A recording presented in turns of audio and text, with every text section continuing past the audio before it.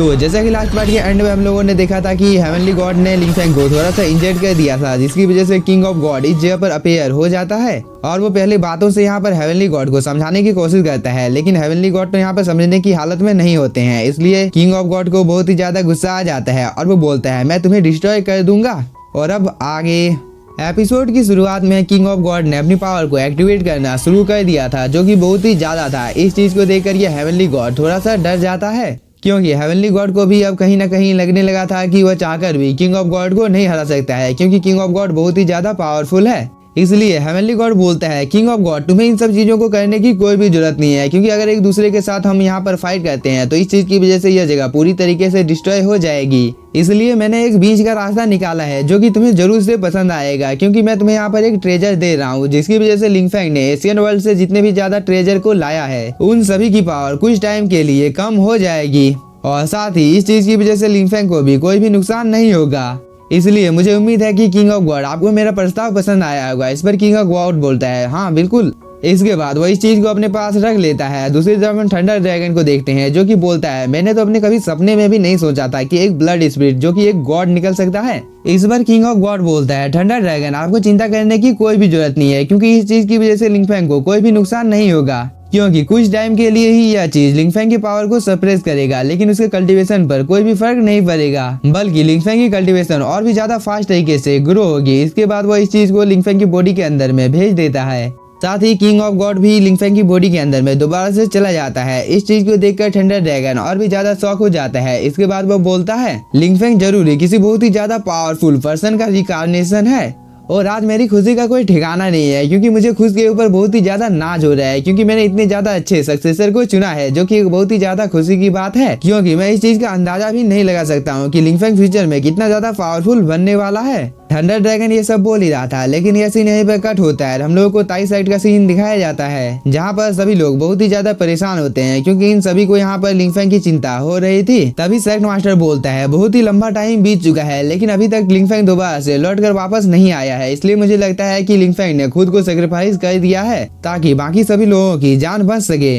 इस बात को सुनकर एक लड़की बहुत ही ज्यादा इमोशनल हो जाती है और वो बोलती है अगर हम लोगों ने लिंग फेंग को कुछ और साल कल्टीवेशन करने के लिए दिए होते तो वो अब तक एक ट्रू गॉड बन गया होता। इसके बाद ये लेडी बहुत ही ज्यादा इमोशनल हो जाती है। इस चीज को देखकर मैंगटियांग को बहुत ही ज्यादा गुस्सा आ जाता है और वो बोलता है तुम लोग आखिरकार इस जगह पर किस तरीके की बातें कर रहे हो, क्योंकि मैं अभी भी अंकल लिंग फेंग की एनर्जी को सेंस कर सकता हूँ, इसलिए अंकल लिंग फेंग जरूर से लौट कर वापस आएंगे। इस पर सेक्ट मास्टर बोलता है मैंगटियांग तुम इस जगह पर बिल्कुल सही बोल रहे हो, क्योंकि लिंग फेंग का कोई भी कुछ बिगाड़ नहीं सकता है, क्योंकि हम लोगों ने कुछ ज्यादा ही जल्दी इस चीज का फैसला कर लिया था कि लिंग फेंग की मौत हो चुकी है। लेकिन हम लोगों को इस चीज को भी नहीं भूलना चाहिए कि अगर लिंग फेंग दोबारा से ताई सेक्ट में लौट कर वापस आ जाता है तो हम लोगों का ताई सेक्ट सबसे ज्यादा पावरफुल सेक्ट बन जाएगा। लेकिन हम लोगों को इस बात को भी नहीं भूलना चाहिए कि अगर लिंग फेंग किसी वजह से नहीं आ पाता है तो हम लोगों को फाइट के लिए बिल्कुल तैयार रहना चाहिए, क्योंकि हम लोगों के दुश्मन एकदम घात लगाकर बैठे हैं जो कि कभी भी हम लोगों के ऊपर अटैक कर सकते हैं। इसलिए हम लोगों को इस चीज की तैयारी पहले से ही कर लेनी चाहिए ताकि हम लोग अपने दुश्मनों को मुंह तोड़ जवाब दे सकें। सेक्ट मास्टर यहाँ पर इन सब चीजों के बारे में सभी को बता ही रहा था, लेकिन तभी यहाँ पर एक लड़का आ जाता है जो कि एक जेट के टुकड़े को सेक्ट मास्टर को दे देता है। इसके बाद वो बोलता है सेक्ट मास्टर यहाँ पर एक मिस्टीरियस सा आदमी आया था जिसने मुझे यह चीज आपको देने के लिए बोला था। इस बात को सुनकर सेक्ट मास्टर इस जेट की ओर देखने लगता है, जहाँ पर क्वीन स्वान बोलती है तीनों सेक्टरों ने एक दूसरे के साथ एक समझौता कर लिया है और ये सभी लोग अब एक दूसरे के साथ मिलकर ताई सेक्ट के ऊपर हमला करने वाले हैं, ताकि एशियन वर्ल्ड से जितने भी ट्रेजर तुम लोगों को मिले हैं उन सभी लोगों को वो लोग हासिल कर सके। इसलिए एशियन स्वॉर्ड आर्ट को हासिल करने के लिए ये तीनों सेट किसी भी हद तक गिर सकते हैं। इस बात को सुनकर ये सभी लोग बहुत ही ज्यादा शॉक हो जाते हैं। तभी सेक्ट मास्टर बोलता है आज से बहुत टाइम पहले एक स्वॉर्ड आर्ट हम लोगों को मिला था और इसी चीज के बारे में शायद से ये लोग बात कर रहे हैं। और साथ ही मैंगटियांग मैं तुम्हें तुम्हारे घर भेजने वाला हूँ, क्योंकि तुम्हारी जान को इस जगह पर बहुत ही ज्यादा खतरा है। लेकिन तभी एक लेडी एल्डर बोलती है ऐसे टाइम में हम मैंगटियांग को घर नहीं भेज सकते हैं, क्योंकि अगर हम लोगों ने ऐसे ही एक एक कर सभी को घर भेजना शुरू कर दिया तो इस चीज की वजह से हम लोगों का ताई सेक्ट पूरी तरह से डिस्ट्रॉय हो जाएगा। इस पर सेक्ट मास्टर बोलता है तुम बिल्कुल सही बोल रहे हो मैंगटियांग, क्या तुम हम लोगों की मदद करने के लिए यहाँ पर यूमिंग पैलेस को बुला सकते हो। इस बात को सुनकर मैंगटियांग थोड़ा सा शॉक हो जाता है और वो बोलता है मास्टर क्या आपको मेरे बारे में सब कुछ पता है। इस पर सेक्ट मास्टर बताने लगता है कि आज से कुछ महीने पहले एक स्विमिंग सेट के एक मास्टर इस जगह पर आए थे, क्योंकि तुम्हारी मदर को तुम्हारी बहुत ही ज्यादा चिंता हो रही थी। लेकिन जैसे ही उस मास्टर को पता चला कि तुम एशियन वर्ल्ड में चले गए हो तो वह दोबारा से लौटकर अपने सेक्ट चले गए थे। इस बात को सुनकर ये लड़की थोड़ी सी शॉक हो जाती है और वो बोलती है मेरी आंटी ने भी तो कुछ दिन पहले ही क्विंगमिंग पैलेस को ज्वाइन किया है, इसलिए क्या ऐसा हो सकता है कि मैंगटियांग किन्यू का सन है।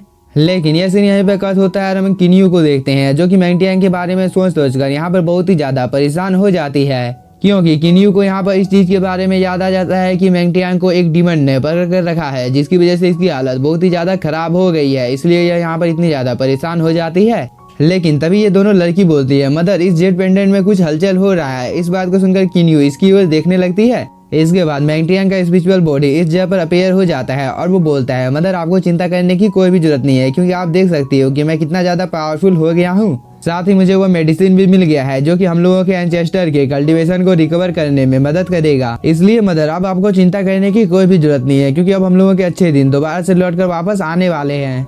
साथ ही अब आपको हुआंगफू क्विंगटियांग के साथ शादी करने की भी कोई भी जरूरत नहीं है। इस बात को सुनकर किन्यू बहुत ही ज्यादा इमोशनल हो जाती है। इसके बाद वो बोलती है मैंगटियांग जब तुम्हारे फादर को इन सब चीजों के बारे में पता चलेगा तब वो तुम्हारे ऊपर कितना ज्यादा गर्व करेंगे, क्योंकि तुमने बहुत ही ज्यादा अच्छा काम किया है, साथ ही तुम बहुत ही ज्यादा पावरफुल भी हो गए हो। और जब तुम्हारे फादर इन सब चीजों को अपनी आंखों से देखेंगे तब उनकी खुशी का कोई ठिकाना नहीं होगा। और वो ये बोलकर यहाँ पर बहुत ही ज्यादा इमोशनल हो जाती है। लेकिन यह सीन यहीं पे कट होता है। रमेल्डा जी बाई को देखते हैं जिसके पास मैंगटियांग का स्पिरिचुअल अपीयरेंस आ चुका था और मैंगटियांग बोलता है मास्टर अब आप देख सकते हो कि मैं दोबारा से लौटकर वापस आ चुका हूँ। इस पर एल्डा जी बाई बोलता है सच में मैंगटियांग तुम पहले के मुकाबले में अब काफी ज्यादा पावरफुल बन चुके हो।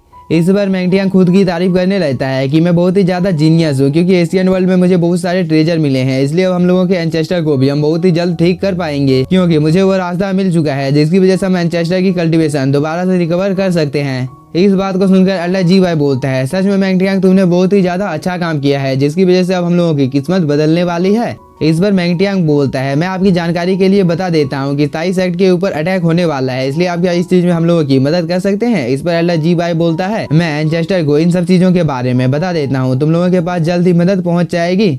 इसके बाद हम लोगों को सांगविन सेक्ट का सीन दिखाया जाता है जहाँ का एंसेस्टर बाहर निकल कर आ गया था और वो दिखने से बहुत ही ज्यादा पावरफुल लग रहा था। इसके बाद वो बोलता है क्या तुम सभी लोग सही बोल रहे हो कि 27 सेक्ट को एशियन वर्ल्ड से बहुत ही ज्यादा रेयर ट्रेजर मिले हैं। इस बार ये एल्डर बोलता है हाँ एंसेस्टर 27 सेक्ट को बहुत ही ज्यादा रेयर ट्रेजर मिले हैं, साथ ही 27 सेक्ट के ऊपर अटैक करने में फायर वैली के लोग और जियानजी साइड के लोग हम लोगों की मदद करने वाले हैं।